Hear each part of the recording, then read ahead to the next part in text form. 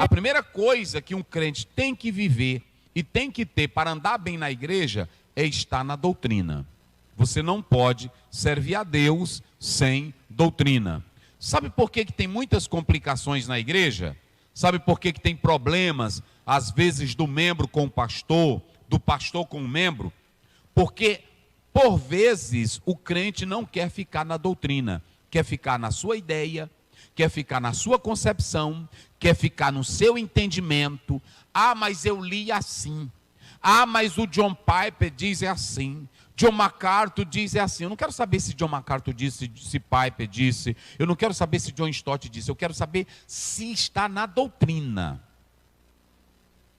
É doutrina bíblica isso aqui. Eu não estou falando de opiniões de teólogos. Eu não estou falando de guru do WhatsApp. Eu não estou falando de guru de TikTok. Porque vocês sabem que hoje está tendo problema até para a medicina. Porque quando os médicos vão dar um exame ou um parecer, o paciente já vai com um monte de informações. Está assim agora. Vai com um monte de informações do YouTube, da internet. E quando chega lá, o médico ele mesmo diz, não, isso aqui você tem que seguir a minha orientação. A minha orientação. Então, ouçam bem, nós temos que entender que há muitas opiniões de homens, até sérios e bons, mas são opiniões de teólogos. Eu tenho que ficar com o que a Bíblia está dizendo. Ou seja, para você se dar bem na igreja, primeiro conheça a doutrina daquela igreja. Conheça o que o seu pastor prega. É muito claro isso, gente. Principalmente se você é um crente bom de Bíblia. Porque eu li de um autor que diz que quando você for receber um crente, procure saber o universitário, o grau universitário e o beabá da Bíblia. Porque às vezes ele não sabe de Bíblia nenhuma e ele só vem dar problema aqui.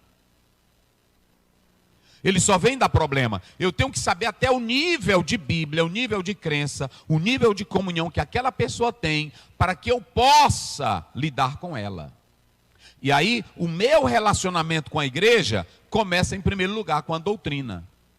Olha o que diz Atos 2. Digo bem forte, perseveravam no quê? Na doutrina. Vamos lá, eles perseveravam onde? Na doutrina de quem? Dos apóstolos. Está aí. Didache. Didache é a palavra grega para doutrina. O que é doutrina, pastor Zéu? É instrução. O que é doutrina, pastor Zéu? É ensino. O que é doutrina, pastor Zéu? Está aí no próprio texto grego. É aquilo que é ensinado a respeito de algo.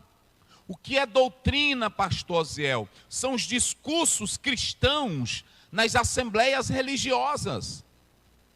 Então, doutrina não é aquele negócio de andar dizendo, o irmão que tem um bigode, isso não é doutrina, isso é costume de homens. Então, muito cuidado com isso, porque tem pastor também que está errando, porque Jesus usava barba e usava bigode. Pronto, eu estou falando tudo que é da Bíblia. Pronto, tem pastor que diz assim, irmão, até naquela época, andar sem barba era sinal de que não era viril, de que não era um homem judaico. Vocês se lembram que quando Davi mandou, um rei assumiu, o rei morreu, e Davi mandou cumprimentar o novo rei que assumiu. E aí alguém disse, olha, Davi está querendo entrar aqui, porque ele é valente, ele quer tomar. Interpretaram mal. Davi mandou raspar a barba dele, Davi não, os inimigos do novo rei. E aí o que acontece? Davi diz, manda eles ficarem escondidos para lá, quando crescer a barba eles aparecem. Então nós temos que saber o que é cultura, o que é costume. E Jesus era um judeu. Então Jesus, como judeu, ele tinha barba grande. Ok? Então, mas cada um no seu lugar. Por exemplo, se eu sou vaqueiro, eu não venho para o culto com roupa de vaqueiro. Porque também tem crente que não compreende. Cada coisa no seu devido lugar. Então, quando eu falo de doutrina, eu estou falando de doutrina do ensino santo da palavra de Deus. Observem bem que Paulo diz assim, olha, aliás, Lucas diz assim, perseveravam na doutrina. Diga bem forte, perseveravam no quê? Vamos lá, bem forte, perseveravam aonde? Na doutrina. Além da doutrina, isso também pode ser descrito, como a Bíblia diz, coloca bem na tela. Atos 1,14. Vamos lá. Atos 1,14, Romanos 12,12. Vamos lá. Como é que diz aí? Todos estes perseveravam unanimemente em oração e súplicas. Sim. Com as mulheres e Maria, mãe de Jesus, e com seus irmãos. Pronto. Agora vamos analisar o seguinte. Ouçam bem, eu só colocando aqui, aí vocês observam que a primeira coisa, a primeira marca de uma igreja para andar bem é que os seus membros precisam de doutrina. Olhe para cá, crente bem ensinado, irmã bem ensinada, eu vou dizer aqui para as irmãs, aí eu vou dizer a verdade de Deus, uma igreja bem ensinada, as irmãs do ciclo de oração bem doutrinada, os obreiros bem doutrinados, não dão problema de heresia, não dão problema de movimentos heréticos, porque tem a doutrina saudável da palavra de Deus. E há uma coisa interessante, coloca aí Colossenses 3,16. Toda igreja tem que se autodisciplinar. Como é que diz aí? A palavra de Cristo habite em vós abundantemente. Primeiro lugar, a palavra de Cristo habite dentro de vocês, de modo abundante. Em toda a sabedoria. Ela dá sabedoria. O que ela faz em cada crente? Ensinando-vos. Admoestando-vos. Uns aos outros. Aí o crente que tem doutrina. É linda a Bíblia, gente. Ele que tem doutrina, ele vai edificar o outro com a doutrina da palavra. Olha aí, vai edificando um ao outro. E como é que ele edifica? Como é que ele edifica?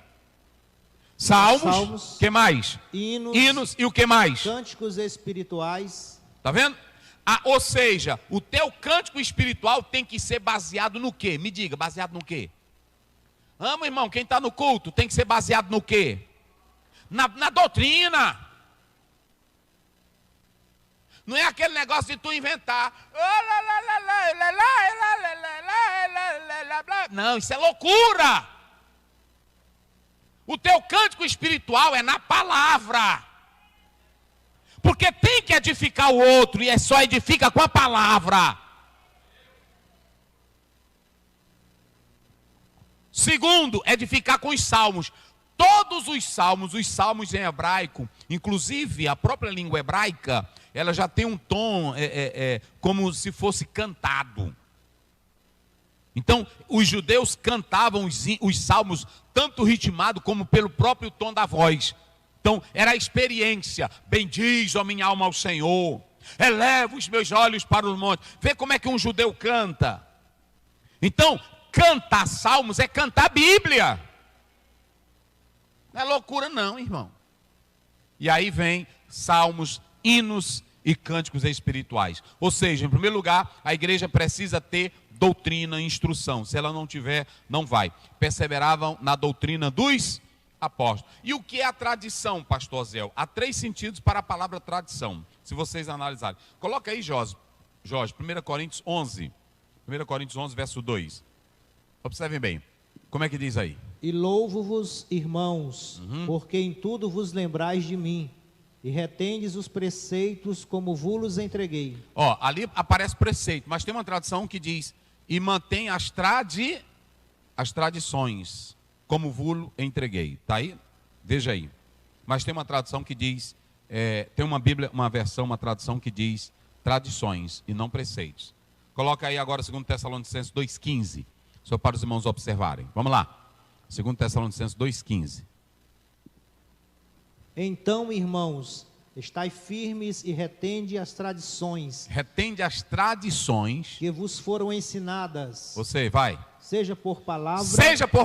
Seja por epístola nossa. Pronto. Antigamente, irmãos, muita gente era analfabeta no tempo da Bíblia.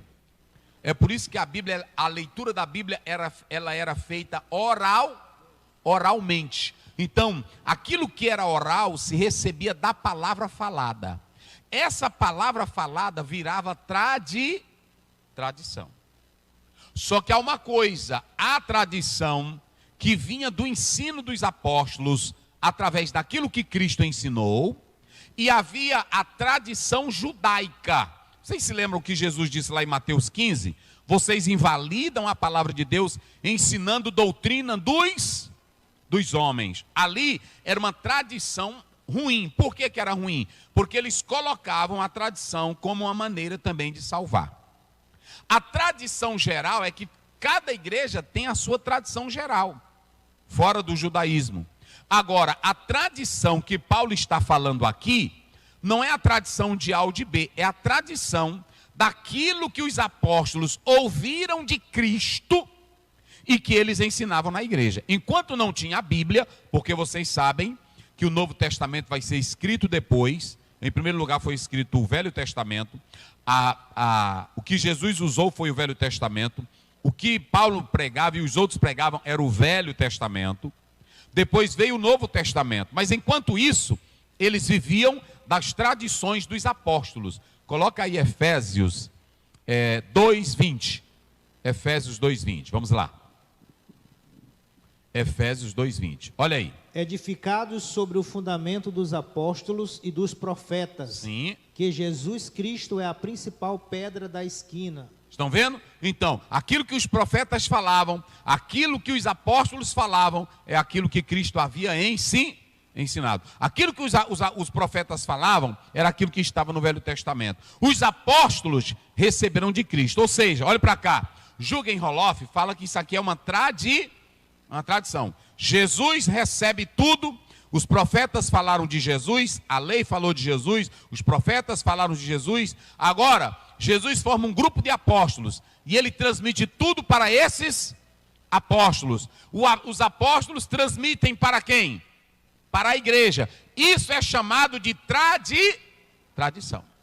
Aí depois, tudo que o que Jesus falou e os apóstolos falaram, foi escrito e colocado na palavra.